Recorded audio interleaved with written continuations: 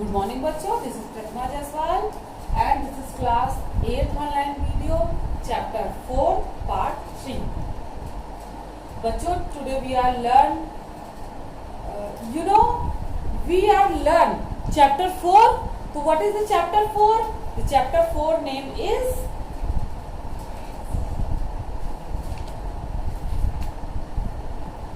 Metals and non metals. तो हम लोग मेटल्स और नॉन मेटल्स के बारे में पढ़ रहे थे। इसमें मेटल्स की जो कैरेक्टरिस्टिक्स हैं, जो उसकी जो भी गुण है, क्वालिटीज हैं, उनके बारे में हम लोग पढ़ रहे थे। तो अभी तक हमने मेटल का जो भी उनके कोरिलेशन गुण या उनको जो फिजिकली हम मेटल को कैसे पहचानते हैं, उनमें क्या क्या कौन कौन सी प्रॉपर्टीज पाई जाती हैं, उनमें जैसे कि सोनोरस या लेस्चर, इस टाइप की प्रॉपर्टीज जो कि कॉमन प्रॉपर्टीज हैं, फिजिकल प्रॉपर्टीज जो देखकर हम पता कर सकते हैं कि ये मेटल है। तो हमने अभी तक उसको पढ़ा। उसके बाद मेटल जब क्लोराइड हो जाते हैं तो किस रीजन से क्लोराइड होते हैं और क्लोराइड होकर कौन सा तत्व बनाते हैं, कौन सा मेटल कौन सा तत्व बनाते हैं, इसको हमने सेकंड वीडियो में पढ़ा था।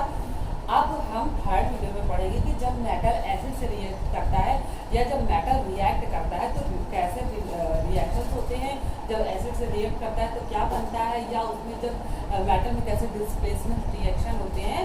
तो ये सभी हम जो है आपकी इसमें हमारी इस थर्ड वीडियो में पढ़ेंगे। ठीक है बच्चों, तो सबसे पहला जो आपका टॉपिक है वो है रिएक्शन विद एसिड्स मीन। तो ये टॉपिक देखिए हमने यहाँ पर लिखा हुआ है रिएक्शन विद एसिड्स। तो आपको मैं बता दूं, कोई भी मेटल जब एसिड से रिएक्ट करता है तो वो क्या करता है कि सॉल्ट बना लेता है और हाइड्रोजन गैस रिलीज कर देता है। जब भी कोई मेटल एसिड से रिएक्ट करता है तो सॉल्ट बना लेता है और हाइड्रोजन गैस रिलीज करता है। तो देखिए इसका कॉमन जो एक फॉर्मूला है, यहाँ पे मैंने लिखा मेटल, सॉरी स्पेलिंग गलत हो गई हमारी, ये यहाँ पर ई होगा, यहाँ पर ए होगा। ठीक है बच्चों, तो देखिए ये जो कॉमन रिएक्शन लिखी गई है कि मेटल का, हाँ एक बात और है, मेटल जो है ज्यादा जो हमारे नॉर्मली जो मेटल्स हैं वो सभी क्या है, डाइल्यूट एसिड से रिएक्ट करते हैं। मतलब एसिड की जो कंसंट्रेशन यानी उसमें वाटर मॉलिक्यूल्स ज्यादा होंगे। आपने पहले ये पिछले आपके अभी से चैप्टर के पीछे पढ़ाया गया था कि डाइल्यूट एसिड क्या होता है, कंसंट्रेट एसिड क्या होता है। डाइल्यूट एसिड वो होते हैं जिनमें वाटर मॉलिक्यूल ज्यादा कंटेन होते हैं और कंसंट्रेट एसिड में वाटर मॉलिक्यूल्स कम होते हैं। ठीक है, तो ज्यादातर मेटल डाइल्यूट एसिड से रिएक्ट करते हैं। ठीक है बच्चों, तो अभी तो पहले हम इसका कॉमन जो आपका फार्मूला है वो पढ़ेंगे कि मेटल को जब डाइल्यूट एसिड के साथ रिएक्ट किया जाता है तो सॉल्ट बनता है और हाइड्रोजन गैस रिलीज होती है। ठीक है बच्चों, तो देखिए जैसे यहाँ पर एग्जांपल में आप देख सकते हैं कि ये सोडियम है। तो सोडियम को जब डाइल्यूट HCl के साथ रिएक्ट कराया गया तो सोडियम क्लोराइड सॉल्ट बना और हाइड्रोजन गैस रिलीज हुई। ठीक है बच्चों, ये देखिए गैस का सिंबल है। जब किसी भी तत्व के आगे इस प्रकार सिंबल लगा तो हम समझ सकते हैं कि ये गैस है, ये गैसियस स्टेट को डिनोट करता है। और ये देखिए जिंक का डाइल्यूट H2SO4 के साथ जब रिएक्ट कराया गया तो जिंक SO4 यानी जिंक सल्फेट बना और हाइड्रोजन गैस रिलीज हुई। ठीक है बच्चों, अब थोड़ा सा हम जो कुछ हमारे हार्ड मेटल्स है जो अपवाद है, जैसे कि कॉपर और सिल्वर। तो कॉपर और सिल्वर बेटा जो है वो डाइल्यूट एसिड से रिएक्ट नहीं करते हैं, वो कंसंट्रेट एसिड से भी रिएक्ट कर लेते हैं। ठीक है बच्चों, जैसे ये सभी क्या है, कंसंट्रेट एसिड से रिएक्ट करने में उतना अच्छा रिस्पॉन्स नहीं देते हैं।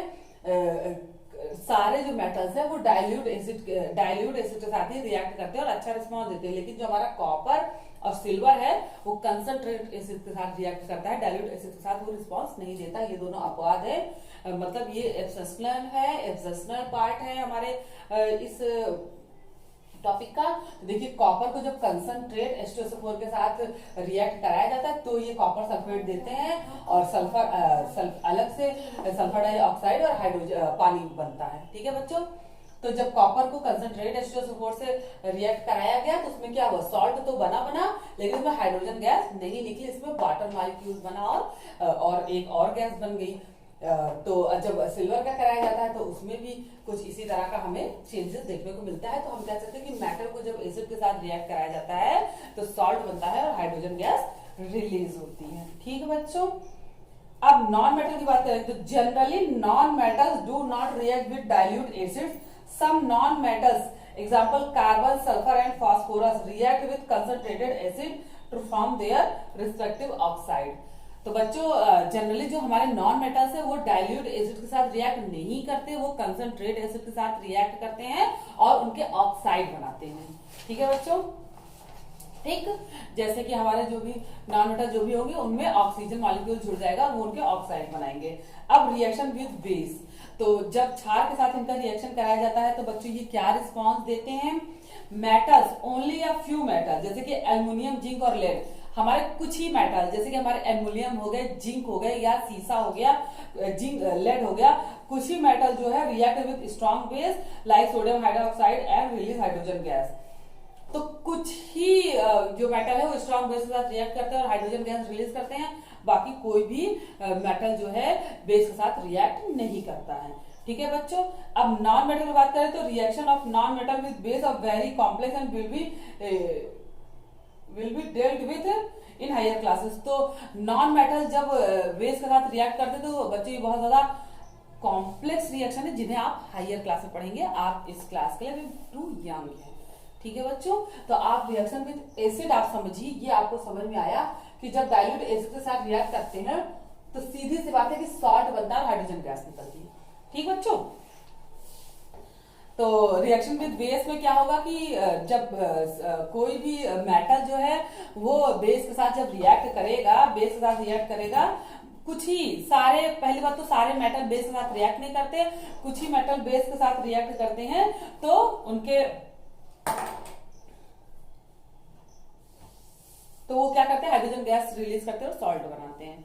ठीक है. और जो हमारे नॉन मेटल है उनका जो बेस के साथ जो रिएक्शन है बहुत ज्यादा कॉम्प्लेक्स है, तो उसे हम अपने आगे के क्लासेस में पढ़ेंगे.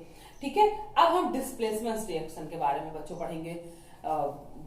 अब हम डिस्प्लेसमेंट रिएक्शन क्या होता है इस बारे में हम पढ़ेंगे बच्चों. हाँ, तो बच्चों डिस्प्लेसमेंट रिएक्शन में क्या है कि डिस्प्लेसमेंट रिएक्शन बच्चों को होता है कि जब कोई धातु किसी रिएक्शन में किसी सॉल्ट से दूसरे धातु को डिस्प्लेस कर दे या उसको निकाल दे. जैसे कि डिस्प्लेसमेंट रिएक्शन जो होती है, आप देखिए आपके पेज नंबर 62 पे पढ़ा होगा, आप उसको वहां से पढ़ के भी समझ सकते हैं. मैं फिर से रीड करके आपको समझाती हूँ. The reactions in which metal react with a salt solution and displace the metal present in the salt solution. मतलब वह रिएक्शन जिसमें कोई मेटल किसी सॉल्ट से रिएक्ट करे और सॉल्ट में मौजूद जो पहले से मेटल मौजूद है उसको डिस्प्लेस कर दे, यानी उसको हटा के खुद सॉल्ट से रिएक्ट करके सॉल्ट बना ले. जैसा कि आपको यहाँ दिख रहा है कि जिंक एक मेटल, इसको कॉपर सल्फेट सॉल्ट से रिएक्ट कराया गया, तो उसने क्या किया, कॉपर सल्फेट के सॉल्ट में से कॉपर मेटल को रिमूव कर दिया और खुद जो है जिंक सल्फेट बना लिया. जिंक को जब कॉपर सल्फेट से रिएक्शन कराया गया तो उसने क्या किया, जिंक सल्फेट बना लिया और कॉपर को रिप्लेस कर दिया, डिस्प्लेस कर दिया. तो बच्चों जब एक मेटल किसी सॉल्ट से दूसरे मेटल को डिस्प्लेस कर दे, निकाल के खुद उस सॉल्ट के साथ रिएक्ट कर ले, तो ऐसी रिएक्शन डिस्प्लेसमेंट रिएक्शन कहलाती है. तो जो डिस्प्लेसमेंट रिएक्शन है वो उसका एक रूल है कि जैसे कि ये हमारा एक चार्ट है, इसमें देखिए जो हमारे जो दिए गए हैं हमारे ये एलिमेंट्स के सिंबल्स दिए गए, जैसे कि ये पोटेशियम है, K, sodium, calcium, magnesium, aluminium, zinc, iron, strontium, lead, hydrogen, copper, mercury, आपका ये गोल्ड हो गया, आइसमथ इसको बोलते हैं, और ये प्लैटिनम है. तो बच्चों ये सीरीज हमारे जो मेटल्स की सीरीज है, इसमें क्या है कि नीचे से ऊपर की ओर ये रिएक्टिव होते हैं. मींस प्लैटिनम जो है गोल्ड से कम रिएक्ट करेगा, मतलब कम क्रियाशील होगा. क्रियाशील मतलब बहुत एक्टिव. तो प्लैटिनम गोल्ड से कम एक्टिव होगा और गोल्ड सिल्वर से कम एक्टिव होगा और सिल्वर मरकरी से कम एक्टिव होगा. कहने का मतलब है कि गोल्ड प्लैटिनम से ज्यादा एक्टिव है. अगर कहीं पर प्लैटिनम और गोल्ड है तो अगर कहीं पर प्लैटिनम सल्फेट है, मान लीजिए PtSO4 है, तो अगर गोल्ड से रिएक्शन होगा तो गोल्ड प्लैटिनम को डिस्प्लेस कर सकता है. जो ज्यादा जिसके अंदर जो ज्यादा एक्टिव होगा वो अपने से कम एक्टिव वाले को डिस्प्लेस करेगा, लेकिन कम एक्टिव वाला ज्यादा को डिस्प्लेस नहीं करेगा. जैसे कि आप देखिए यहाँ पर, जैसे हमारा जो रिएक्शन इसमें देखिए जिंक जो है कॉपर को डिस्प्लेस कर रहा है, तो देखिए इस सीरीज में ये सबसे ज्यादा एक्टिव, फिर उससे कम एक्टिव, फिर उससे कम एक्टिव, फिर उससे कम एक्टिव, फिर उससे कम एक्टिव, फिर उससे कम एक्टिव। तो जिंक के बाद देखिए कॉपर का नंबर क्या है, हाइड्रोजन के नीचे। और बच्चों हाइड्रोजन को मिडिल पॉइंट मान सकते हैं, क्योंकि हाइड्रोजन ना ज्यादा रिएक्टिव है ना कम रिएक्टिव है, तो ये किसी को भी ये अपने से नीचे वाले को डिस्प्लेस करता है और अपने से ऊपर नहीं करता, लेकिन हाइड्रोजन को हम एक मीन पॉइंट मान सकते हैं। तो अगर हम हाइड्रोजन को हम मिडिल पॉइंट मान लें तो ये क्या, ये सभी कम क्रियाशील है, कम एक्टिव है, और ये ज्यादा हाईली एक्टिव है।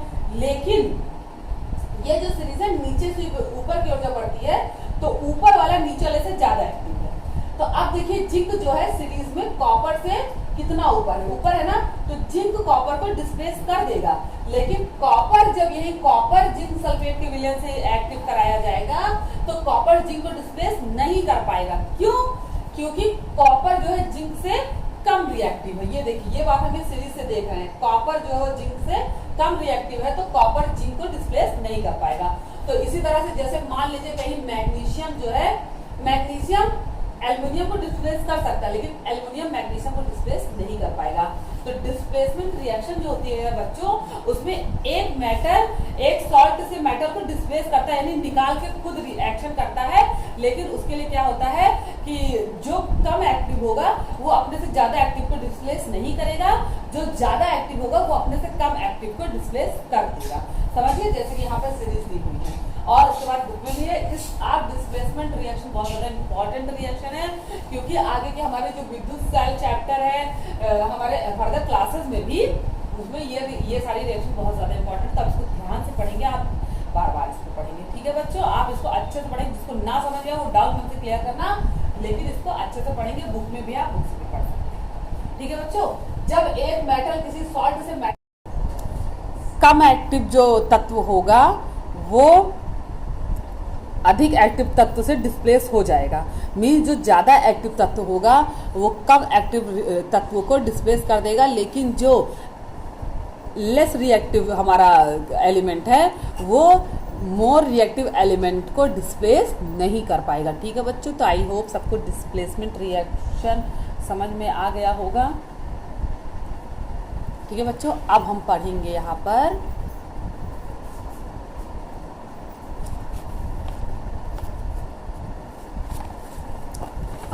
यहाँ पर यूजेस ऑफ मेटल के, हमारे डेली लाइफ में मेटल का क्या यूज है।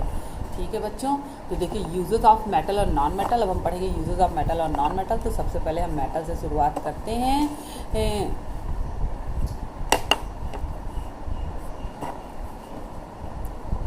ये देखिए कॉपर जो हमारा मेटल है वो कहाँ यूज होता है, तो it is used in the making of electric appliances, wires and cables, pipes, car radiators and utensils.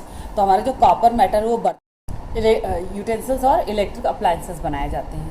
ठीक है, उसके बाद हमारा आयरन है। आयरन मेटल तो हमारे दैनिक नॉर्मल लाइफ में बहुत ही ज़्यादा आयरन की चीज़ें हम यूज़ करते हैं, जैसे कि वाटर पाइप्स हो गया, रेलिंग्स हो गई, नट्स बोल्ट्स हो गए, फुट टूल्स हो गए, टैंक्स हो गए, या हमारे अलमीराज है, हाउस होल्ड्स, जितने भी हाउस होल्ड बहुत से ऑब्जेक्ट हैं, ये सभी क्या है, आयरन से बनाया जाता है। ठीक है बच्चों, इसके बाद एल्युमिनियम है। एल्युमिनियम के बहुत सी मेटल्स, हम जो है नॉर्मल लाइफ में मेटल्स के ही बने ऑब्जेक्ट यूज़ करते हैं ज़्यादा, क्योंकि नॉन मेटल के ऑब्जेक्ट जो है वो, मेटल एक बहुत ज़्यादा मजबूत सब्सटेंस होता है। तो आप देखिए, हम यूटेंसिल्स भी मेटल्स के यूज़ करते हैं, नॉन मेटल्स के यूटेंसिल्स हम यूज़ तो करते हैं, लेकिन ज़्यादा हम जो है मेटल्स के यूटेंसिल्स को प्रेफर करते हैं। जैसे आप देखिए, हमारी कटोरीज हैं, थालीज हैं, सब क्या है, स्टील की बनी होती है, सभी ये मेटल से बना हुआ है। और हम प्लास्टिक का भी यूज़ करते हैं, हम फाइबर भी यूज़ करते हैं, लेकिन उसकी प्रेफरेंस हम मेटल यूटेंसिल्स को ही देते हैं, क्योंकि ये सेहत के हिसाब से भी अच्छे होते हैं रादर देन प्लास्टिक या अदर नॉन मेटल्स। ओके, तो गोल्ड और सिल्वर और गोल्ड ये क्या है, ऑर्नामेंट्स और ज्वेलरी बनाने में यूज़ होते हैं। क्योंकि ये अच्छे से मोल्ड हो सकते हैं और साइज और सेफ अच्छा साइज और सेफ गेट करते हैं या गेन करते हैं। ठीक है। मैग्नीशियम, अब देखिए magnesium it is as it's a flammable metal, it is used for fireworks. तो ये एक फ्लेमेबल मेटल जो हमारा मैग्नीशियम है ये ज्वलनशील धातु है, तो इसे जो है ज़्यादातर क्रैकर्स में या फायरवर्क्स में यूज़ किया जाता है। Zinc, it is used in making galvanised iron pipes as a protects iron from corrosion. तो इससे ये गैल्वनाइजेशन की प्रोसेस में इसको यूज़ होता है। देखिए अभी पीछे में जब कोरोजन पड़ा था तो उसमें गैल्वनाइजेशन भी पड़ा था कि उसमें मेटल से दूसरे मेटल्स को कोट कर दिया जाता है, उस पे दूसरे मेटल का कवर चढ़ा दिया जाता है जिससे कि कोराइड होने से बच जाता है। तो जिंक क्या करता है, गैल्वनाइजेशन प्रोसेस में, पाइप की गैल्वनाइजेशन प्रोसेस में जब वाटर पाइप जो होती है तो उसमें अंदर जिंक की कोटिंग कर दी जाती है तो वो आयरन को रस्टिंग होने से बचाता है। ठीक है। और ये सूखे सेलों में, ड्राई सेल जो होते हैं हमारे अप्लाइंसेस चलाते हैं ड्राई सेल में इनका यूज़ किया जाता है। उसके बाद lead it is highly malleable, flexible and non reactive. तो hence it is use for making flexible water pipes, X ray shields and storage batteries. तो लेड जो होता है वो फ्लेक्सिबल जो हमारा वाटर पाइप आता है उसको बनाने में यूज़ किया जाता है, प्लास्टिक के साथ मिक्स करके उसको बनाया जाता है तो जिससे ट्रांसपेरेंसी आ जाती है इसमें। तो ये वो पाइप्स को बनाने या हमारे जो स्टोरेज बैटरीज हैं उसमें लेड का यूज़ किया जाता है क्योंकि ये कंडक्टर तो होती ही है इलेक्ट्रिसिटी की, प्लस ये नॉन रिएक्टिव होती है तो ये किसी से रिएक्ट नहीं करती और बैटरी को ज़्यादा नुकसान नहीं पहुंचाती है। ठीक है बच्चों। अब यूजेस ऑफ नॉन मेटल, तो क्लोरीन जो हमारा एक नॉन मेटल है, it is used for disinfectant to sterilised water. तो क्लोरीन क्या करता है, वाटर को जो हमारा ख़राब वाटर या कंटामिनेटेड वाटर होता है उसको स्टेरलाइज करता है, मीन्स साफ करता है। शोधन में, वाटर के शोधन में ये यूज़ होता है। तो एज ए ये प्यूरिफिकेशन ऑब्जेक्ट यूज़ किया जाता है। Addition of chlorine tablets of water to kill germs in called chlorination. तो जब वाटर में जर्म्स को किल करने के लिए क्लोरीन टैबलेट्स मिलाई जाती है तो उसे हम कहते हैं क्लोरीनेशन। और iodine, it is used in the preparation of tincture iodine and iodised salt. Iodine जो है आयोडाइज्ड सॉल्ट प्रोड्यूस्ड करने में यूज़ होता है। हमारा हीलियम है, helium being lighter than air. तो हीलियम जो होता है वो हवा से हल्की गैस है, तो ये जो है फिलिंग बैलून्स में भरी जाती है। प्लस हमारा जो है जो हम पैराशूट हम जो एयर बैलून, कुछ लोग एयर बैलून जो उड़ने के लिए यूज़ किया जाता है, जो बड़े लेवल पे एयर बैलून यूज़ किया जाता है तो उसमें हीलियम गैस का प्रयोग किया जाता है, जिसे हॉट हीलियम गैस का वहाँ पे प्रयोग किया जाता है। ठीक है। उसके बाद फास्फोरस का यूज़ बच्चों क्या है, it is an extremely reactive elements. ये बहुत ज़्यादा रिएक्टिव एलिमेंट्स है। तो इसी देखिए हमारे फायरवर्क्स या एज अ फर्टिलाइज़र ये यूज़ होता है, हमारे फायरवर्क्स में यूज़ होता है। आप देखिए हमारे जो मैच स्टिक्स हैं उसमें फास्फोरस का यूज़ किया जाता है।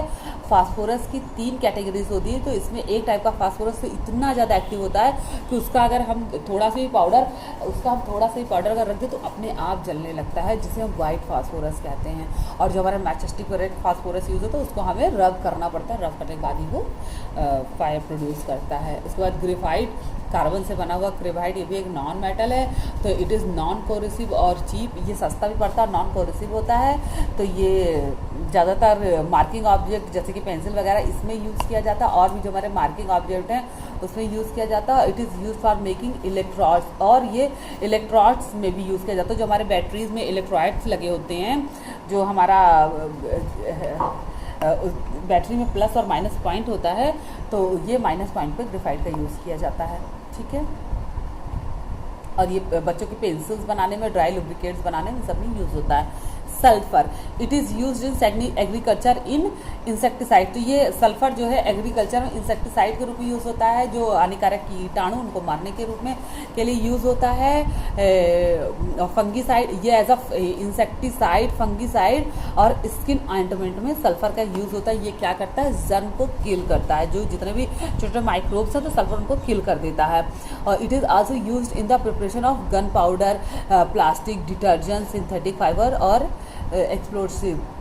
तो ये क्या करता है, गन पाउडर वगैरह के मैन्युफैक्चर में भी सल्फर का यूज़ होता है। अब हमारा हो गया नाइट्रोजन। तो नाइट्रोजन गैस आपको पता है कि नाइट्रोजन जो होती है it is use for food packaging. Nitrogen gas जो है फूड हमारा जो हमारे पैक्ड फूड पैकेट बनते हैं जिसे हम कुक्ड फूड को जब पैक करते हैं तो उसमें नाइट्रोजन गैस प्रोड्यूस करते हैं। तो नाइट्रोजन गैस क्या करता है कि कुक्ड फूड को प्रिवेंट करता है फ्रॉम द माइक्रोब्स, क्योंकि जो हमारे कुक्ड फूड हैं वो एटमॉस्फेयर की नमी ऑब्जॉर्व करके जो है स्पॉयल हो जाते हैं। तो जब हम उस पैकेट में नाइट्रोजन गैस भर देते हैं तो वो ऑक्सीजन के प्रेजेंस को वहाँ ख़त्म करता है, जिससे कि वहाँ पे माइक्रोब जो है प्रोड्यूस नहीं हो पाते हैं। तो हमारे फूड पैकेजिंग में हमारा नाइट्रोजन यूज़ होता है। It is also use in the preparation of nitric acid और अमोनिया और नाइट्रोजन फर्टिलाइजर। तो और ये नाइट्रोजन से बनने वाले जो भी उर्वरक हैं उनको बनाने में इसका यूज़ किया जाता है नाइट्रोजन का। इसके बाद silicon it is use in appliances. ये जो है ये इंटीग्रेटेड सर्किट बनाने में इसका यूज़ किया जाता है। ये इंटीग्रेटेड चिप्स बनाने में जो हमारे इलेक्ट्रॉनिक अप्लायंसेस होते हैं उसमें एक आईसी लगी होती है, इंटीग्रेटेड सर्किट लगी होती है, उसमें सिलिकॉन का यूज़ किया जाता है। ये सर्किट के पाथ को डिफाइन करते हैं। It is also use in industrial material in electric appliances. और जो हमारा इलेक्ट्रिक अप्लायंसेस है उसमें सिलिकॉन का यूज़ किया जाता है एज अ फ्यूज़ इंडिकेटर, ऐसा इसको यूज़ करते हैं। फ्यूज़ इंडिकेटर मतलब बच्चों जब ज़्यादा टेम्परेचर आ जाए या कम टेम्परेचर आ जाए तो सिलिकॉन से बने हुए फ्यूज़ वहाँ पर इलेक्ट्रिक पाथ को कट कर देते हैं। जैसे आपको पता है कि जो हमारा इलेक्ट्रिसिटी है वो एक सर्कल में बंद परिपथ में चलती है। जब हम अगर कहीं से परिपथ खुला रहेगा तो इलेक्ट्रिसिटी जो है वो मूव नहीं कर पाएगी। तो जो हमारा हमारे घरों में जो बोर्ड लगे होते हैं तो उसमें एक इंडिकेटर वो फ्यूज़ इंडिकेटर जो लगाए होते हैं उसमें सिलिकॉन चिप लगी होती है, क्योंकि सिलिकॉन जो है वो कम टेम्परेचर पे मेल्ट हो जाता है, कम टेम्परेचर पे हीट को या इलेक्ट्रिसिटी को कंडक्ट नहीं करता और हाई टेम्परेचर पे ये मेल्ट हो जाता है। ये 300 डिग्री सेंटीग्रेड पे मेल्ट हो जाता है। तो सिलिकॉन के फ्यूज़ लगाने से क्या होता है कि अगर हाई टेम्परेचर आता है तो सिलिकॉन मेल्ट हो जाता है और फ्यूज़ उड़ जाता है, और अगर बहुत कम टेम्परेचर होता है तो इसमें इलेक्ट्रिसिटी प्रोड्यूस नहीं होती, तो जिससे कि हमारे घरों में इलेक्ट्रिक हार्म्स का खतरा बिल्कुल कम हो जाता है। ठीक है। उसके बाद oxygen it is use to welding in combustion with other gases. तो ये क्या है कि ये वेल्डिंग अदर गैसेस ये जलने में सहायता करने वाली गैस है। ठीक है। कम्बसेशन गैस होती है। अदर गैसेस के साथ वेल्डिंग में अदर गैसेस के साथ कम्बसेशन के साथ यूज़ होती है, मतलब अदर गैसेस साथ कंबाइन करके ऑक्सीजन का यूज़ किया जाता है। It is essentially for respiration. और उसके अलावा ऑक्सीजन तो रिस्पायरेशन के लिए ज़रूरी है, जीवित व्यक्तियों में श्वसन के लिए ज़रूरी है। तो बच्चा आपका ये चैप्टर कंप्लीट हो गया। रिवाइज और रिकॉल सभी लोग पढ़ के समझ के करेंगे, क्योंकि 8th क्लास के बच्चे, इसलिए मैं इसको डिफाइन नहीं करूँगी, आप सब लोग करेंगे। इसके अलावा आप सभी लोग आज अपना एक्सरसाइज जो है, आपका ये चैप्टर कंप्लीट हुआ है तो आपका ये एक्सरसाइज है और क्वेश्चन आंसर है, सब करने की कोशिश करेंगे। जिसका हो जाएगा वो पोस्ट करेंगे ग्रुप में। अदरवाइज कल मैं इसका सॉल्व एक्सरसाइज जो है कल की डेट में आपको प्रोड्यूस करेंगे। आज से बच्चे खुद ट्राई करके जो कर लेगा वो ग्रुप में पोस्ट करेगा। ठीक है। तो good luck for your homework. Thank you everybody.